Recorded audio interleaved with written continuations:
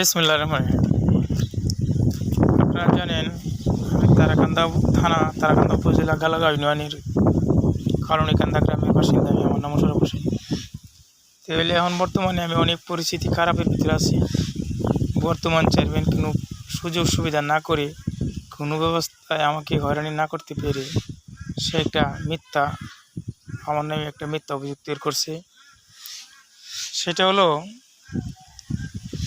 আমি নাকি কার কার কাছ থেকে টাকা নিয়েছি। এই কথাটা হলো পুরাপুরি মিথ্যা। এটা একটুও বাস্তবায়ন না, একটুও সত্য না।